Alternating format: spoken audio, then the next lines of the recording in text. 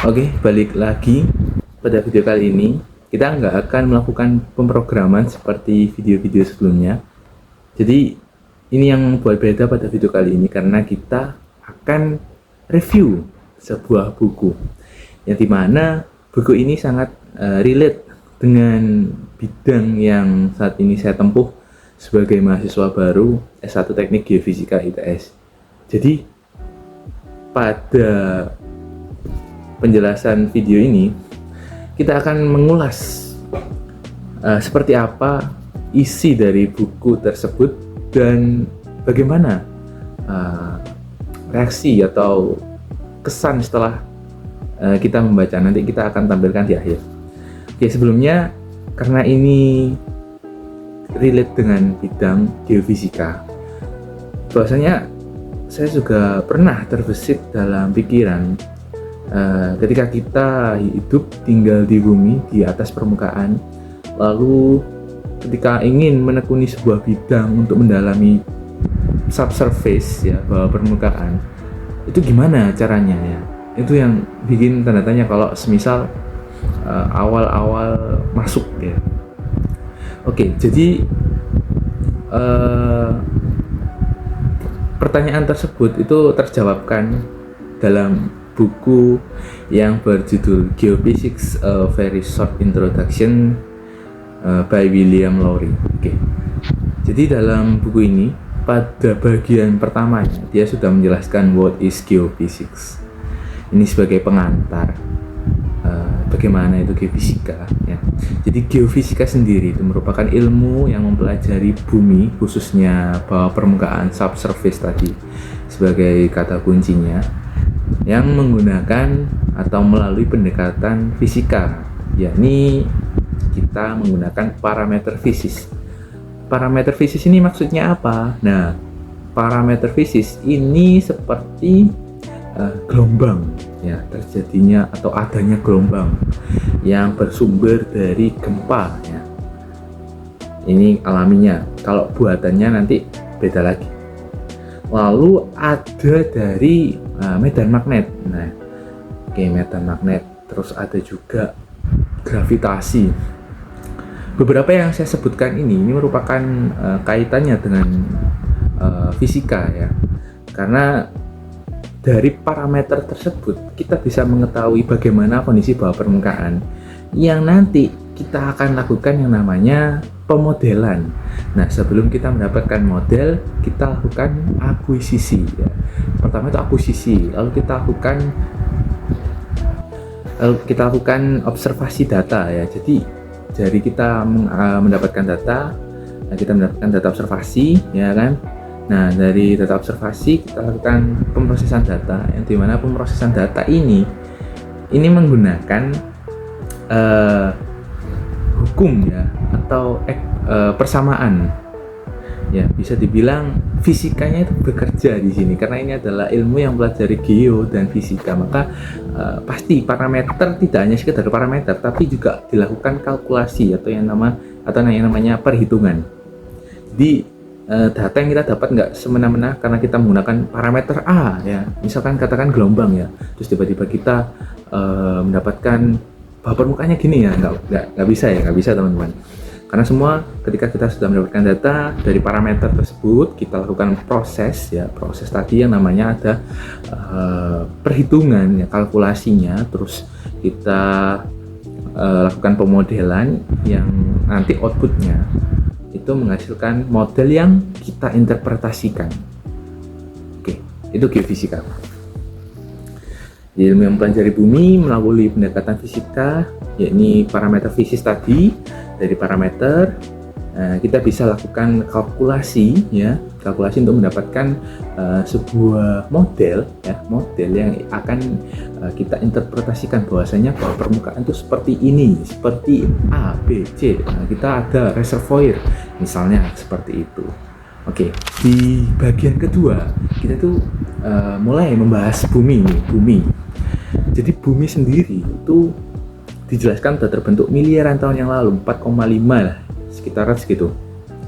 Terus dalam bukunya itu dijelaskan bahwasanya terbentuknya bumi itu karena adanya atau dari awan gas dan debu yang saling bertabrakan. Jadi mereka itu sebuah partikel yang bisa terjadi tabrakan ya, atau percampuran ya itu karena gravitasi ya. Karena gravitasi mereka saling tarik menarik ya, terus makanya timbul yang namanya bumi ini. Jadi proses tuh diawali dari tabrakan ya, adanya pemanasan, adanya perubahan. Jadi tabrakan antar partikel tadi menimbulkan panas bumi karena tabrakan partikel. Lalu terjadi perubahan yang namanya adanya beberapa lapisan yang kita ketahui sekarang. Nah, yang kita ketahui sekarang, struktur lapisan itu kalau berdasarkan sifat kimia itu ada kerak, ada mantel, ada inti. Sedangkan kalau dari fisika dia itu ada litosfer, astenosfer, ya, mesosfer, outer core, inner core. Nah, di antara kalau kita kembali ke litosfer, astenosfer, nah di antara itu dia ada yang namanya lapisan moho. Lapisan moho sendiri itu lapisan antara kerak dan mantel bagian atas. Oke, jadi di situ kok bisa terjadi atau timbul beberapa lapisan, karena ketika terjadi, kita kembali ke partikel yang tabrakan tadi ya, ketika partikel tadi ada yang berat, dia akan menjadi inti, turun ke inti karena permukaannya lebih berat. Terus yang ringan dia akan naik, maka tiap lapisan bumi yang kita ketahui sekarang itu mempunyai karakteristik yang berbeda. Nah, itu karena tabrakan atau proses yang terjadi yang tadi, oke?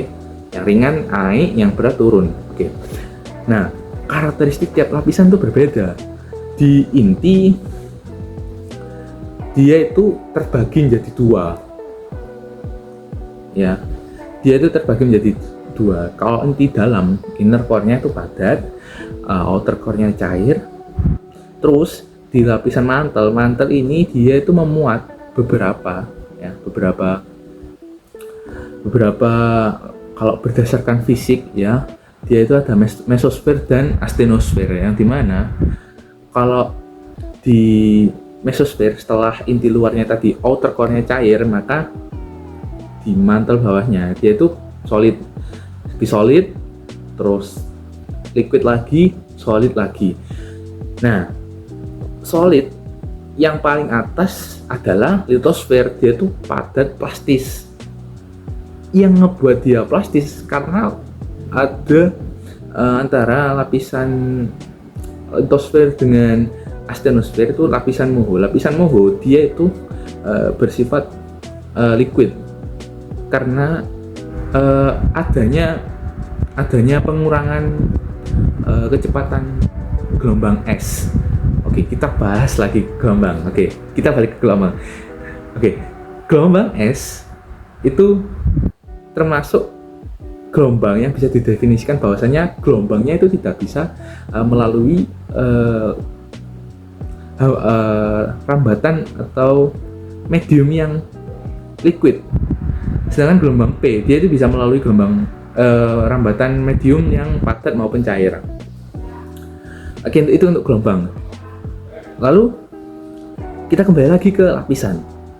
Nah, lapisan yang memiliki karakteristik yang berbeda ya, itu karena proses yang terbentuk tadi ya, terbentur dia yang berat tuh turun, yang ringan tuh naik, terus dia memiliki karakteristik yang berbeda, tiap lapisan berbeda. Nah, karakteristik itu bisa diketahui karena gelombang. Nah, gelombangnya saya bilang. Nah, ketika gelombang dipancarkan ya, gelombang ini maksudnya gelombang seismik ya, gelombang seismik ya. Jadi ketika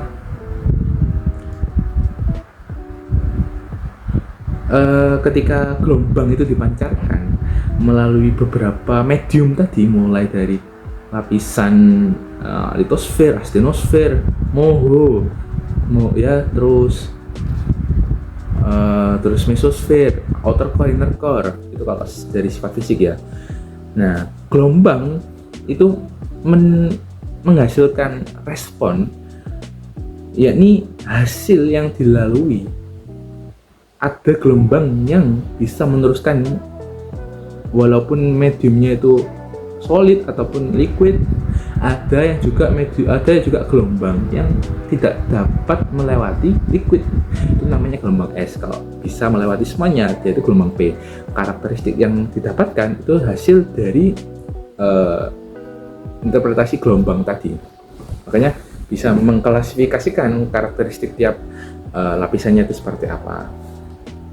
Oke, jadi intinya di bagian 2 kita itu diketahui belajar bahwasanya struktur bumi itu awalnya terbentuk dari apa ya, karena dari proses tadi ya, proses awan dan debu itu ada di teori tata surya, itu yang bisa disebut itu teori nebula atau teori apa ya, Big Bang ya, Big Bang ya, itu beberapa saja itu dari asal usul bumi, sehingga kita mengetahui lapisan dari karakteristiknya seperti apa melalui gelombang. Oke, itu terus itu kita sudah membahas lagi nih.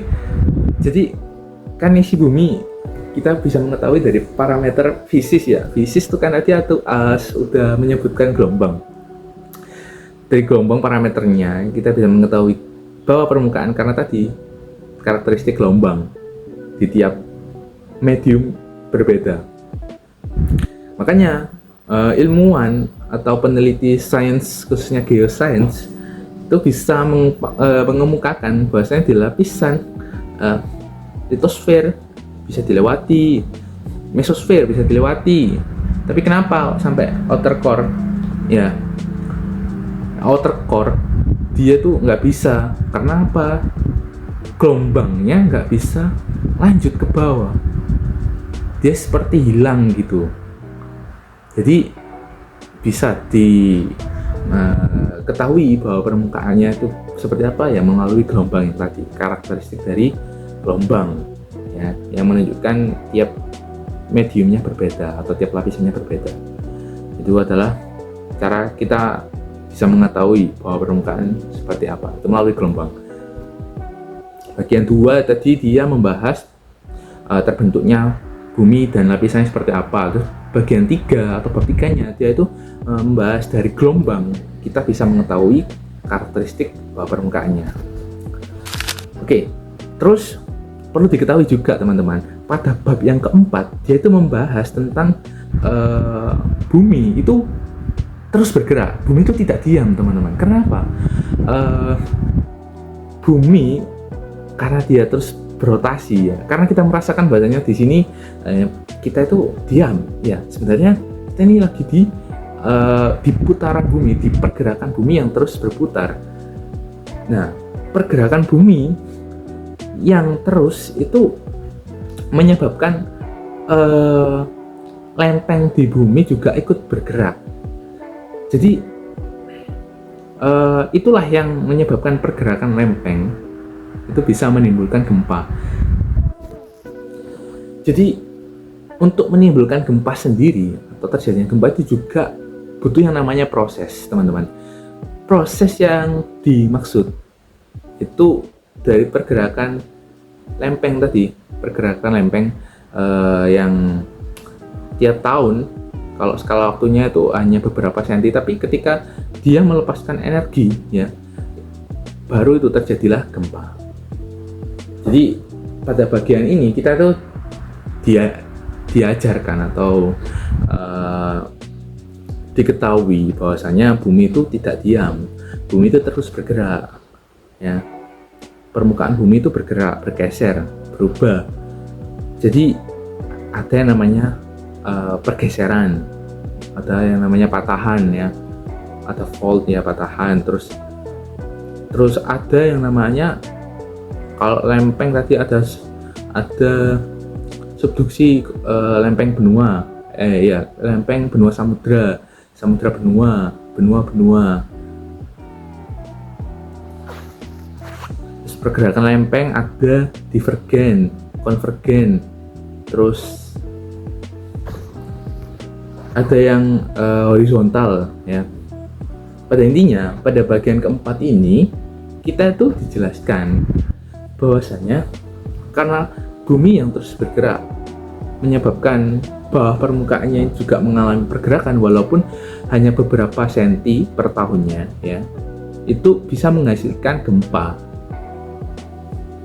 Jadi gempa sendiri juga tidak terjadi secara tiba-tiba teman-teman. Kita dikasih tahu bahwasanya semua itu karena pergerakan bumi yang bahwasanya bumi itu tidak diam, makanya kok gempa itu terus ada ya, walaupun di beberapa negara lain ketika tidak masuk di ring of fire ya, dia itu akan cenderung minim akan yang namanya gempa. Sedangkan kita tinggal di Indonesia, ini sering terjadi gempa karena kita berada di ring of fire, kawasan ring of fire yang menyebabkan adanya banyak gunung api, terus sering terjadinya gempa. Nah, ini yang menyebabkan geofisika di sini itu perannya sangat tinggi. Mulai dari yang paling utama adalah mitigasi. Oke, nanti kita akan bahas di bagian-bagian selanjutnya. Oke. Di bagian kelima, dia itu mulai membahas tentang metode geofisika. Oke, jadi dalam buku ini tidak hanya membahas tentang bumi itu gimana, terus gempa itu gimana, terus geofisika itu apa, tapi di sini juga ada, setelah kita dikasih pengantar mulai gempa, bumi maksudnya seperti apa, terus geofisika sendiri apa kaitannya. Nah, nanti kita akan bahas di subbab terakhir. Nah, subbab ini yang kelima kita itu akan membahas tentang metode. Yang pertama itu ada gravitasi pada bagian kelima ini. Jadi selama ini kalau ngomongin gravitasi, kita itu kan sering terdengar sedikit perdebatan atau banyak perspektif yang menyatakan bahwasanya bumi itu bulat, tapi sebenarnya nggak bisa didefinisikan sesimpel itu, karena dalam buku ini itu dijelaskan bahwasanya bumi itu sedikit gepeng di kutub dan bentuknya itu lebih kompleks atau bisa dikatakan geoid.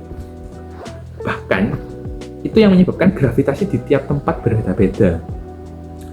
Nah, dari perbedaan gravitasi aja yang di berbagai tempat itu berbeda, itu kita bisa mengetahui apa yang menyebabkan berbeda. Kita bisa mengetahui, di bawah permukaan tempat A itu ada ini, katakan ada suatu hal, atau bisa kita sebut anomali lah ya, bisa kita sebut anomali ya, tapi bukan yang seperti kayak tuntung sahur yang viral di TikTok ya, bukan ya. Oke, kita balik lagi lah. Jadi gini teman-teman, maksudnya perbedaan gravitasi di tiap tempat itu karena disebabkan kondisi bawah permukaannya berbeda ya. Intinya kalau di tempat A, jangankan di tempat A deh, kita memiliki 10 titik tempat untuk dilakukan pengukuran gravitasi. Di 10 titik yang berbeda ini pasti memiliki nilai gravitasi yang juga berbeda.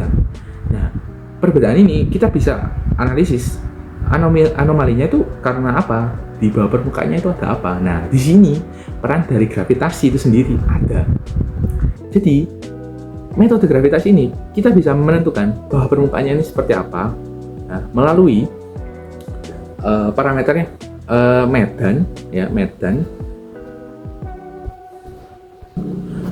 versus density, contrast density. Jadi dari dua ya parameter fisiknya itu density, lapangannya itu medan ya, medan gravitasi. Jadi melalui gravitasi ini kita bisa mengetahui bahwa permukaan itu ada apa. Cenderung yang kita cari itu adalah anomalinya itu gimana, anomalinya itu apa. Oke, jadi pada bab 5 kita membahas gravitasi. Gravitasi ini kita diketahui bahwasanya bumi itu nggak gampang didefinisikan bahwasanya bumi itu bulat, yaitu sedikit gepeng, terus dia itu lebih kompleks, geoid ya. Terus di tiap tempat itu gravitasinya berbeda. Oleh karena itu perbedaannya itu bisa kita ketahui apa yang ada di bawah permukaan. Dari parameter fisiknya itu adalah density kalau gravitasi. Terus di bagian ke-6 kita itu dikenalkan tentang aktivitas panas bumi. Di bab ke-6 ini dia itu membahas bahwasanya panas bumi itu atau alirannya itu selalu ada. Karena gini, di bukunya itu menjelaskan bahwasanya panas itu masih ada dari sisa pembentukan bumi yang tadi saya bilang di awal, antara awan gas dan debu. Terus ada juga dari radioaktivitas. Nah, panas ini yang bikin material dalam bumi bergerak. Jadi material dalam bumi bergerak itu bisa menimbulkan yang namanya aktivitas geologi, yang di mana yang saat ini kita kenal itu ada geothermal ya. Geothermal sendiri itu kan proses yang dimana ada pendidih di bawah permukaan ya, karena aktivitas mantel ya. Bawah permukaan itu ada mantel, dia itu antara mantel itu bisa menimbulkan yang namanya panas bumi di aliran air yang terpanaskan. Terus ada juga aktivitas pembentukan magma. Nah, pembentukan magma ini juga bagian dari adanya panas di bawah permukaan bumi. Jadi di bab ke-6 ini kita itu dikenalkan bahwasanya panas bumi itu di bawah permukaan itu ada. Nah, itu yang menyebabkan sampai saat ini panas bawah permukaan bumi itu sangat mendukung untuk kalau sekarang kita kenal dengan energi bersih ya. Kan sekarang lagi digencarkan dengan zero emission ya. Semua beralih ke energi yang lebih ramah lingkungan. Nah, salah satunya mulai dari panas bawah permukaan bumi ini yang bisa menyokong. Jadi tidak hanya yang dari seperti hidrokarbon, minyak hidrokarbon, gas gitu ya.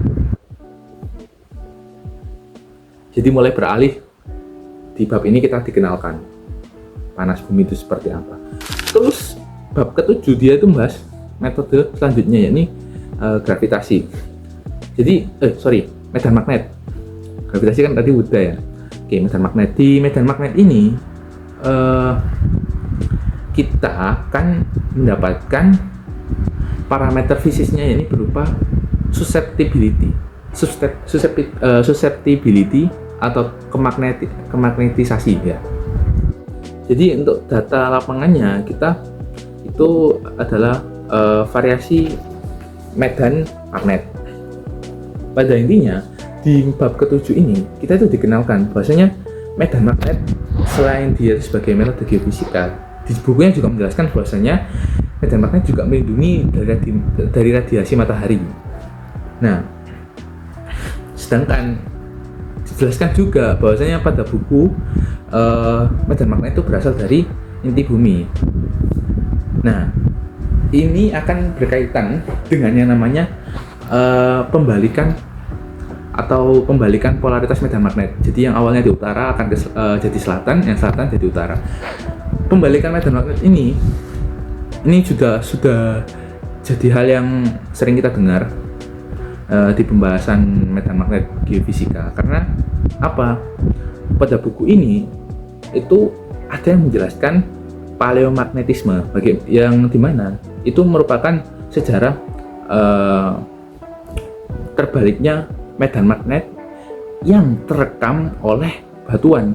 Nah, ini akan berhubungan dengan temperatur Curie. Jadi ketika batuan tersebut berada di titik Curie ya, itu dia akan menyimpan rekam medan magnetnya. Tapi kalau dia berada di suhu bawah Curie, maka dia tidak akan bisa untuk merekam medan magnetnya tadi. Jadi pembalikannya tadi bisa dan terbukti itu melalui pembalikan yang direkaman batuan. Jadi batuan di sini berperan sebagai objek yang dimana dia menjadi bukti lah dari adanya pembalikan medan magnet. Nah, ilmu yang mempelajari hal tersebut itu yang disebut paleomagnetisme. Oke, itu untuk medan magnet. Terus yang terakhir ini adalah peran geofisika. Oke, karena saya sempat singgung bahwasanya geofisika itu perannya sangat tinggi atau sangat baik, khususnya di kawasan Indonesia. Karena Indonesia bagian dari Ring of Fire, jadi sering terjadi yang namanya gempa ketika ada yang berpicu tsunami ya. Jadi ada yang berpotensi tsunami, gempa yang tidak berpotensi tsunami.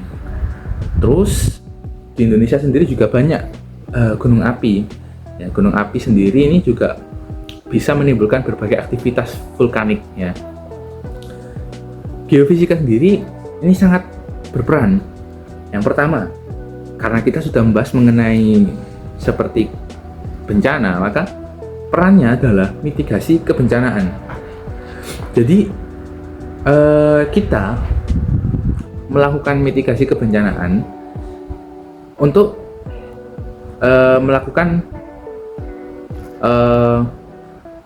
share wawasan ya. Jadi kayak sebagai awal warning ya.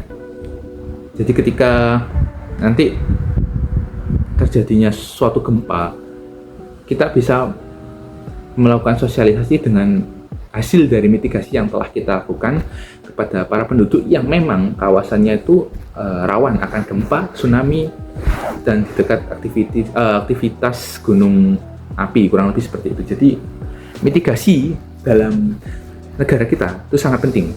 Maka peran geofisika di sini sangat berpengaruh. Oke, itu yang pertama. Yang kedua, geofisika juga memiliki peran tentunya dalam eksplorasi. Eksplorasi yang pertama adalah eksplorasi minyak dan gas bumi. Tentu untuk kita bisa mendapatkan minyak itu kita harus tahu kondisi bawah permukaan itu seperti apa. Karena untuk melakukan pengdrilan atau pengeboran itu juga membutuhkan biaya yang tidak sedikit. Dalam artian geofisika sendiri berperan sebagai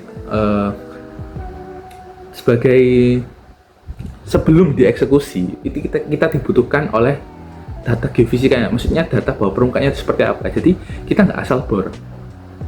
Nah, itu seperti itu. Terus ada juga di buku tersebut menjelaskan tentang panas bumi tadi yang saya sebutkan di bab yang ke-6 kalau nggak salah. Eksplorasi panas bumi atau kita sebut geothermal ini juga berperan tinggi dalam khususnya Indonesia, karena Indonesia sendiri juga menjadi salah satu negara dengan potensi geothermal yang baik. Maka dari itu peran geofisika sangat dimanfaatkan ya untuk bagaimana cara mengelola atau mengoptimalisasi tentang geothermal itu sendiri. Terus yang terakhir ada juga di bahan tambang. Jadi untuk melakukan eksplorasi bahan tambang, peran geofisika juga dibutuhkan. Yang dimana keempat bidang tersebut didukung oleh teknologi yang hingga saat ini terus berkembang. Ya, teknologi seperti satelit, ya, GPS itu kalau dalam pengukurannya ya. Untuk lain-lainnya eksplorasi seperti geolistrik, terus untuk air ya, biasanya itu air tanah ya. Terus kita memanfaatkan parameter tadi gelombang tadi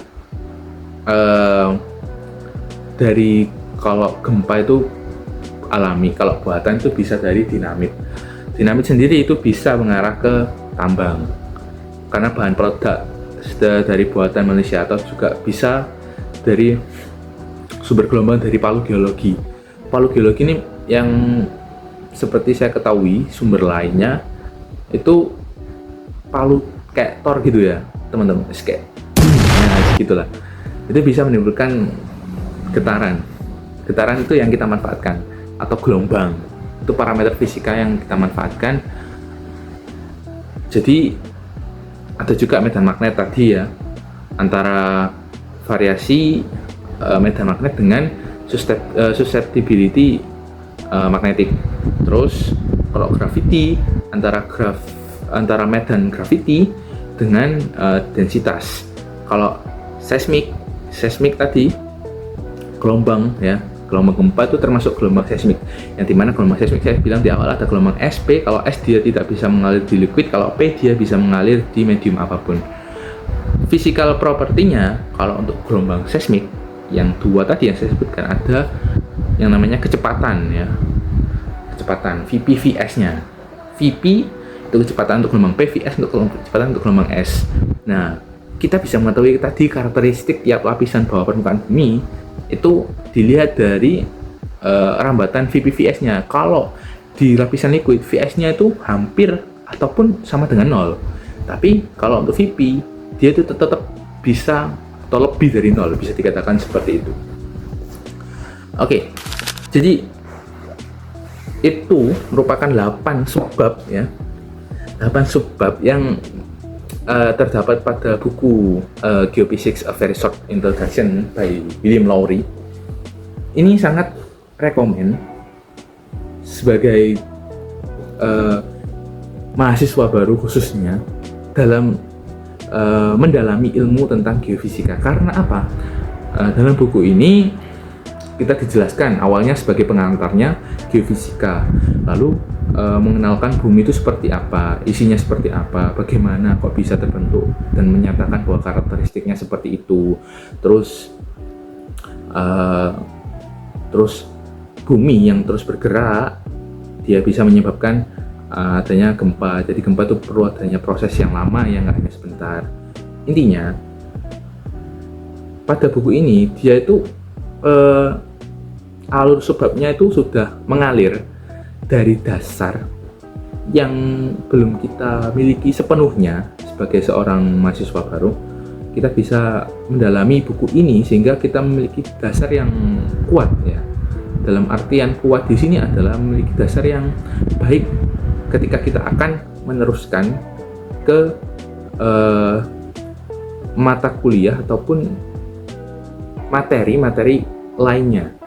Jadi ibarat kata kalau buku ini bisa dipakai sebagai pegangan dasar yang haruslah kita punya sebagai seorang geofisikawan. Jadi itu untuk bukunya sangat rekomen karena sangat membantu untuk mengenalkan lebih lanjut tentang berbagai metode, tentang geofisika lebih lanjut itu seperti apa, tentang peran geofisika nanti itu seperti apa ya.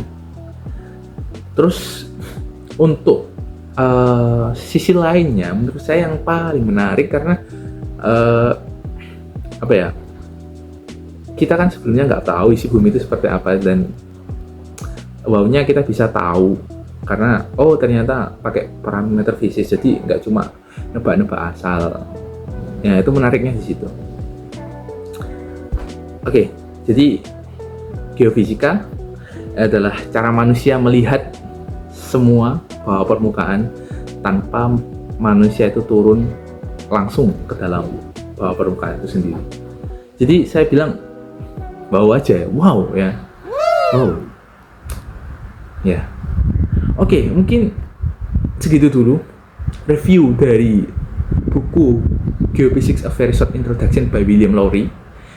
Sudah saya jelaskan 8 subbab yang sangat menarik ya, sangat insightful bagi seorang mahasiswa baru untuk menambah ilmu ataupun bekal dasarnya dalam melanjutkan ke materi-materi selanjutnya. Oke, tiada lain yang bisa saya katakan, kurang lebihnya mohon dimaafkan, karena dalam video kali ini juga kita saling belajar, saling berproses untuk lebih baik lagi, mengenal lebih jauh lagi di geoscience atau geofisika ini. Oke, mungkin dari video ini aku cukupkan. Aku Muhammad Haidarullah, NRP akhir. 006 pamit undur diri, sampai jumpa di video selanjutnya.